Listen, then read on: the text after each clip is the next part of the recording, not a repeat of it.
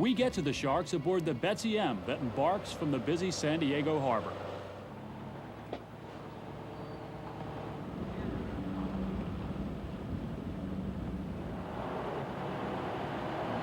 The boat is equipped with a state-of-the-art shark cage. We motor to a spot in open ocean just 10 miles off the coast from San Diego, California, and let the boat drift.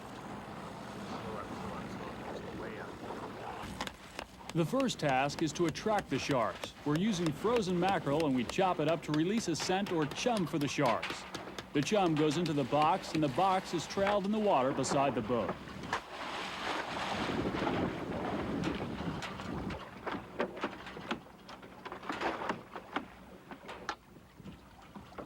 The chumming creates an artificial situation.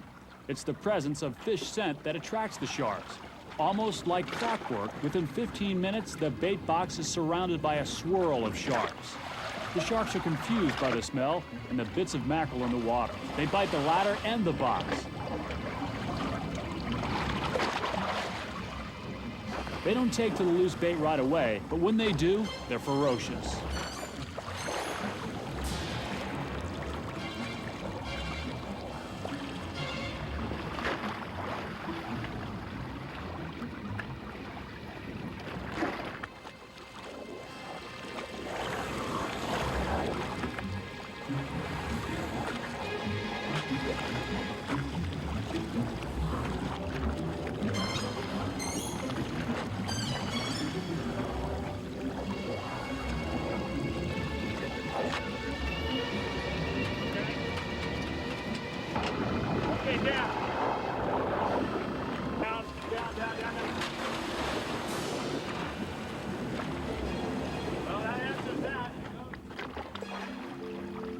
The sharks are immediately drawn to the cage.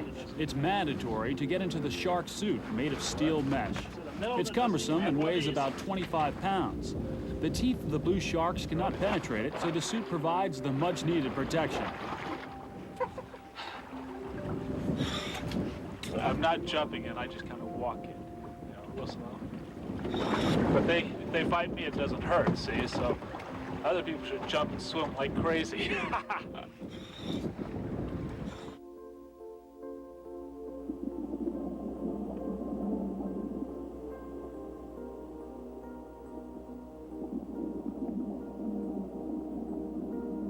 The chumming creates confusion amongst the sharks.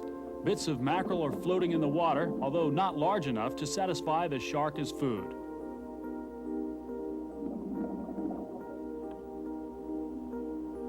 The smell is everywhere, but the sharks are confused, not knowing where to strike for food. They circle cautiously with none of the signs of unpredictable behavior that some people associate with sharks.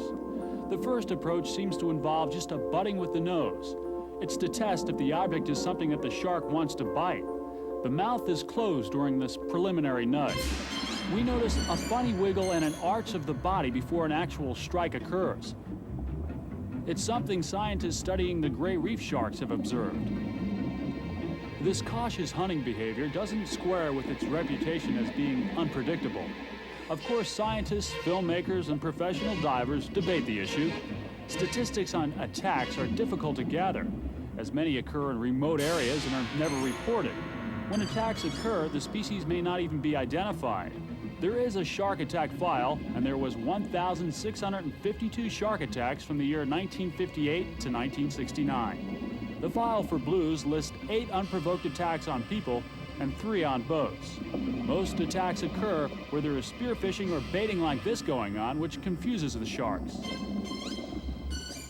The question remains, are sharks fierce man-eaters or just inhabitants of their own world, protecting themselves and their own by snapping at what they perceive as food or a threat? Even divers are really trespassers in their watery realm, a world where the shark is king. It's the top predator in the food chain that moves from plankton to small fish to larger fish and ultimately to the shark itself.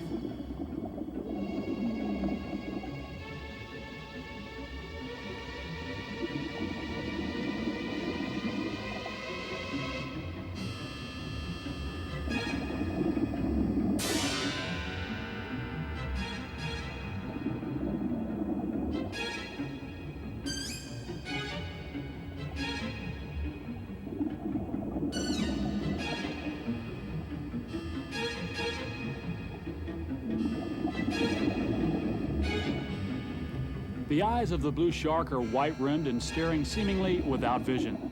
They have both upper and lower eyelids. Although they can't move them or close the eye, the lids help protect the eye. Scientists know the sharks can see fairly well, but have concluded that the sharks have low visual acuity, meaning that the sharks are not always able to identify what they see.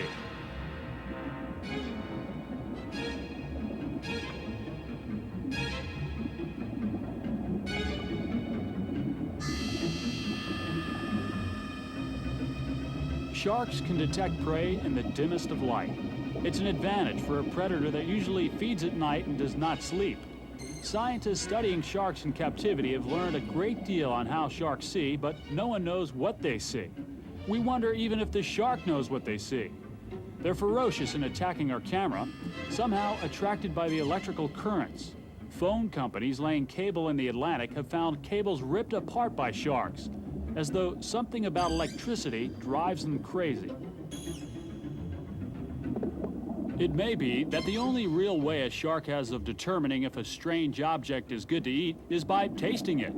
How many divers and cameras will the average shark encounter in a lifetime? Not many, you can be assured. Blue sharks are members of the largest family of sharks, known as the requiem.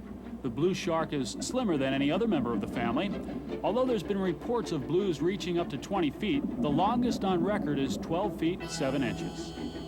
For such a long shark, only the teeth are short, by shark standards anyway, but they are sharp and numerous. Blues can take a 20-pound bite out of a carcass of a whale. Although blues are no more prone to the so-called mob-feeding frenzy than any other species of shark. Scientist Jack Casey, studying shark migration off the coast of Rhode Island, has tagged plenty of sharks. The distance record for this program is held by the blue. It was originally tagged off Montauk and was recovered 2 years later by a Korean longliner off Columbia, after having traveled a distance of over 2,000 miles.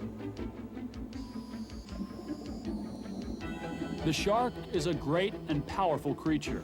It's the king of the food chain of our underwater world and skillful survivor of over 200 million years.